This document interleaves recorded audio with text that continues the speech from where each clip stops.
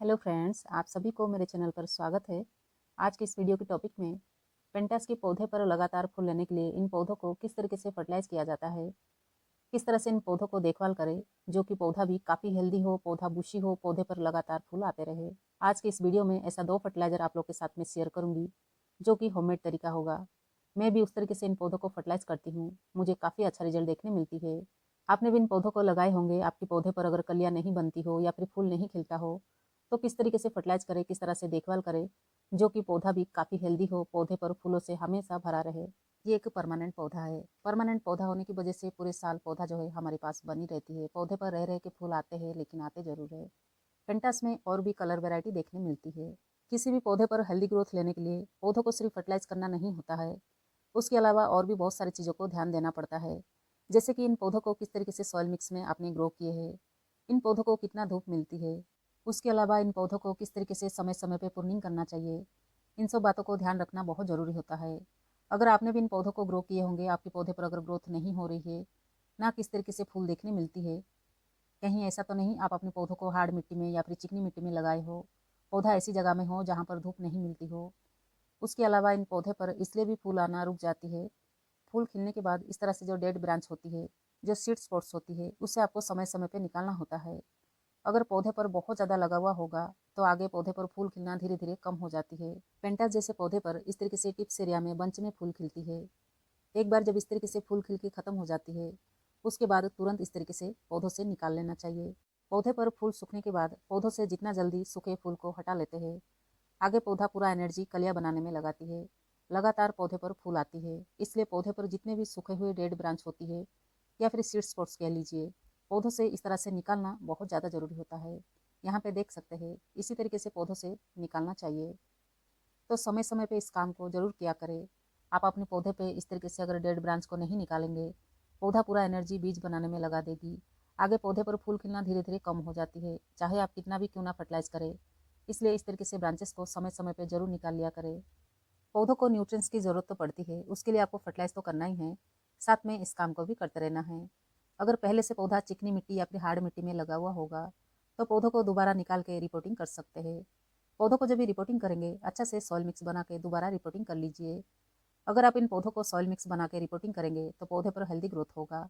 Soil mix कुछ इस तरीके से बना सकते हैं, जो गार्डन सॉइल होती है उससे आपको 50% लेना है, उसमें अच्छा से डिकम्पोज किया हुआ 30% कंपोस्ट मिलाना है, उसके अलावा 20% आपको सैंड मिलाना है। उस तरीके से अगर सॉइल मिक्स बना के पौधों को दोबारा रिपोर्टिंग करेंगे, मिट्टी काफ़ी अच्छा से वेल्डन तरीके से बनती है, उसकी वजह से पौधा भी काफ़ी हेल्दी ग्रोथ होती है। जब भी आप पौधों को रिपोर्टिंग करें, 1 सप्ताह के लिए सेमी शेड एरिया में रख सकते हैं। पौधे पर जैसे ही ग्रोथ दिखाई दे, उसके बाद पौधों को ऐसी जगह में रखिए जहाँ पर पौधों को अच्छा से धूप मिल सके, जहाँ पर 5 से 6 घंटे की धूप आती हो। इन पौधों को अगर छायादार जगह में रखते हैं जहाँ पर धूप नहीं आती हो, पौधे पर जिस तरीके से फूल खिलना चाहिए उस तरीके से फूल नहीं खिलती है। इसलिए इन पौधों को धूप मिलना भी उतना ही ज़रूरी होता है। इस तरीके से आप अपने पौधों को देखभाल करेंगे, पौधे पर हमेशा फूल देखने मिलेगी। हर एक परमानेंट पौधा एक समय के बाद डोरमेंसी में जाती है, जिसे रेस्ट पीरियड कहा जाता है। पौधा जब भी डोरमेंसी में होता है, उस समय में जब भी पौधों को बहुत ज़्यादा फर्टिलाइज करते हैं या फिर पौधों को प्रूनिंग करते हैं, पौधे पर उतना अच्छा रिजल्ट आपको देखने नहीं मिलेगी। इसलिए पौधों को कुछ समय के लिए रेस्ट में रहने देना चाहिए। अगर आपने इन पौधों को सही तरीके से सॉइल मिक्स में ग्रो किए हैं, पौधों को फर्टिलाइज करते हैं, पौधों को 6-7 घंटे की धूप में भी रखते हैं, फिर भी अगर पौधे पर फूल नहीं खिलता हो, तो आप समझ जाइए आपकी पौधा डोरमेंसी में है। उस समय में पौधों को उसी तरीके से कुछ दिन के लिए रहने दीजिए। जैसे ही ग्रोथ पीरियड आती है, पौधा अपने आप ग्रोथ पर आ जाती है, उसके बाद इन पौधे पर काम कर सकते हैं। तो पौधों को देख सकते हैं, पौधे के अंदर जितने भी डेड ब्रांच या फिर सीड स्पॉट्स थे, कुछ इस तरीके से मैं अच्छा से पौधों से क्लीन कर चुकी हूँ। वैसे तो मैं पौधों में इस तरह से बहुत ज़्यादा रहने नहीं देती हूँ। इस वीडियो को आप लोग के साथ मुझे शेयर करना था, इसलिए मैं पौधे में इस तरह से रहने दी थी, ताकि मैं अच्छा से आप लोग को दिखा सकूँ, समझा सकूँ। इस तरीके से निकालने के बाद पौधों को फर्टिलाइज करना भी बहुत ज़्यादा ज़रूरी होता है। तो चलिए देख लेते हैं कौन कौन से ऐसे 2 फर्टिलाइज़र इन पौधों को कर सकते हैं। पहला फर्टिलाइज़र मैं कुछ इस तरीके से तैयार करके रखती हूँ, जब भी जिन पौधों को ज़रूरत पड़ती है तभी इस फर्टिलाइज़र को मैं करती हूँ। इस फर्टिलाइज़र को कुछ इस तरीके से मैंने तैयार करी हूँ, जो केले के छिलके होते हैं, केले के छिलके को काफ़ी सारे स्टोर करना है, अच्छा से 1 सप्ताह 10 दिन के लिए धूप में सुखा लेना है। जब ये अच्छा से धूप में सूख जाएगी, उसके बाद मिक्सर जार में डाल के अच्छा से इस तरह से पाउडर बना लेना है। केले के छिलके में भरपूर मात्रा में पोटासियम, फास्फोरस जैसे न्यूट्रिएंट्स होता है, उसके अलावा इस तरीके से जब भी पाउडर बना के मिट्टी में डालते हैं, मिट्टी में जाने के बाद जैसे जैसे डिकम्पोज होती है, डिकम्पोज होने के बाद काफ़ी सारे माइक्रोब्स पैदा होते हैं, जो कि पौधों को भी ज़रूरत पड़ती है। मिट्टी भी काफ़ी उपजाऊ होती है। पौधे पर कलियों को बनने के लिए, फूलों को खिलने के लिए पोटासियम जैसे न्यूट्रिएंट्स की ज़रूरत पड़ती है। अगर आप अपने पौधे पर ग्रोथ लेना चाहते हैं तो कुछ इस तरीके से फर्टिलाइज करना चाहिए जिसमें नाइट्रोजन की मात्रा ज़्यादा होती है। लेकिन पौधे पर कलियों को बनने के लिए, फूलों को खिलने के लिए इस तरीके से पोटासियम जैसे न्यूट्रिएंट्स की ज़रूरत पड़ती है। पौधों को फर्टिलाइज करने से पहले अगर मिट्टी को गुड़ाई करते हैं तो पौधे पर बहुत जल्दी असर दिखाई देती है। उसके अलावा जो मिट्टी के अंदर जड़ें होती है, जड़ों को बहुत जल्दी ऑक्सीजन पहुंचती है। इस पौधे को फर्टिलाइज करने के बाद पौधे पर आगे किस तरीके से रिजल्ट होगा वो भी मैं आपको दिखाऊंगी। ये एक होममेड फर्टिलाइजर है, पौधे पर धीरे धीरे असर दिखाई देगी। वैसे तो गमले की साइज़ के हिसाब से पौधों को फर्टिलाइज करना चाहिए। ये जो गमला है 8 इंच की गमला है, उसी हिसाब से मैं 2 से 3 चम्मच इस तरह से ले रही हूँ। अगर आपकी पौधा इससे भी छोटे गमले में लगा हुआ होगा तो थोड़े से कम कर सकते हैं। अगर थोड़ा बहुत कम ज़्यादा भी होता है तो भी पौधे पर किसी प्रकार की नुकसान नहीं होती है। मिट्टी को गुड़ाई करके जब इस तरह से फर्टिलाइज करेंगे बहुत जल्दी मिट्टी में मिल जाएगी। मिट्टी में डालने के बाद जब पानी डालेंगे धीरे धीरे पौधों को न्यूट्रिएंट्स मिलेगी। पौधों को फर्टिलाइज करने के बाद तुरंत इस तरह से पानी दे देना चाहिए। आप चाहे आप अपने पौधों को इस तरह से भी फर्टिलाइज कर सकते हैं। आगे जिस फर्टिलाइजर आप लोग के साथ में शेयर करूंगी उस तरीके से भी आप अपने पौधों को फर्टिलाइज कर सकते हैं। तो चलिए आगे देखते हैं पौधों को फर्टिलाइज करने के बाद किस तरीके से फूल खिलता है। और यहाँ पे देखिए फ्रेंड, 12 दिन के बाद फिर मैं आपको रिजल्ट दिखा रही हूँ। पौधे पर रिजल्ट देख सकते हैं। पौधों को फर्टिलाइज करने के बाद हर ब्रांच में इस तरीके से फूल खिलने लगी है। पौधों को सही समय में सही तरीके से अगर न्यूट्रिएंट्स मिलती है, पौधे पर इसी तरीके से अच्छी रिजल्ट देखने मिलती है। यहाँ पे देखिए हर ब्रांच में इस तरीके से अभी कलियाँ बनी हैं। कोई भी ऐसा ब्रांच नहीं है जो कि कलियाँ नहीं है। आगे लगातार इन पौधे पर फूल आएगी। आप अगर इस फर्टिलाइजर को पौधों को देना चाहते हैं तो हर 15 दिन की गैप में केले के छिलके को बारीक करके इस तरीके से मिट्टी में डाल सकते हैं। अगर आप केले के छिलके को लिक्विड फर्टिलाइजर बना के देना चाहते हैं तो भी दे सकते हैं। केले के छिलके को अच्छा से बारीक कट कर लेना है, उसको पानी में 3 दिन के लिए भिगा लेना है। अच्छा से फर्मेंट होने के बाद उस पानी को छान के उसमें और पानी मिला के इन पौधों को फर्टिलाइज कर सकते हैं। जैसे कि आपकी पौधा ग्रोथ पर तो है, पौधा भी हेल्दी है, लेकिन पौधे पर फूल नहीं आती हो तो इस फर्टिलाइजर को इन पौधों को कर सकते हैं। केले के छिलके को कभी भी बाहर नहीं फेंकना चाहिए। पौधों के लिए एक अच्छा फर्टिलाइजर बना के पौधों को फर्टिलाइज कर सकते हैं। पौधे पर काफ़ी अच्छा रिजल्ट देखने मिलती है। मैं इन पौधों को इस तरह से फर्टिलाइज करते रहती हूँ। हम जब भी होम गार्डनिंग करते हैं, होम गार्डनिंग में काफ़ी सारे ऐसे फर्टिलाइजर है जो कि हम अपने पौधे पर अच्छे रिजल्ट ले सकते हैं, लेकिन जानकारी ना होने की वजह से इन चीज़ों को बाहर फेंक देते हैं। पौधों को होममेड तरीके से जब इस तरह से फर्टिलाइज करते हैं, कहीं ना कहीं गार्डनिंग में होने वाले खर्चे को भी कम कर सकते हैं।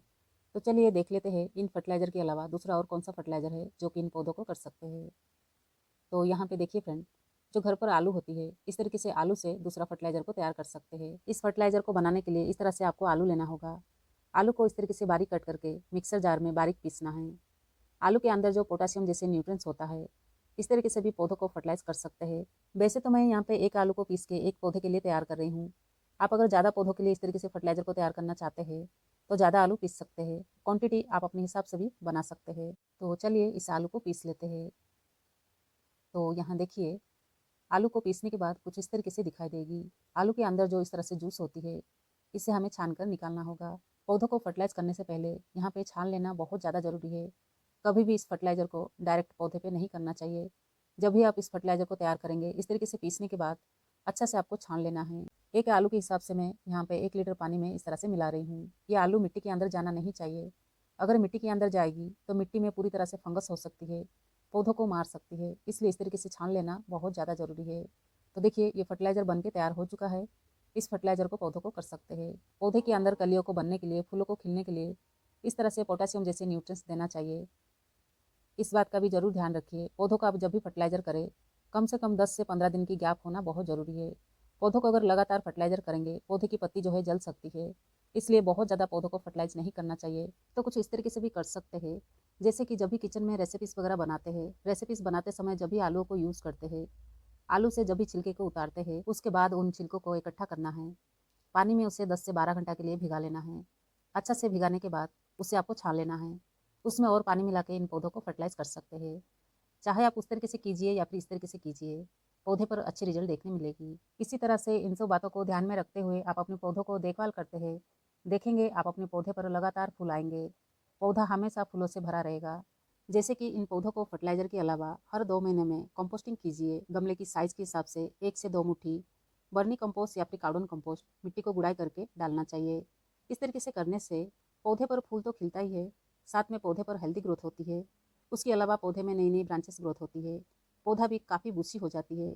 पौधों को सिर्फ मिट्टी में लगा लेना नहीं होता है, समय समय पे पौधों को न्यूट्रिएंट्स की ज़रूरत पड़ती है। अगर पौधों को बराबर न्यूट्रिएंट्स मिलेगी तो पौधे पर इसी तरीके से अच्छी रिजल्ट देखने मिलती है।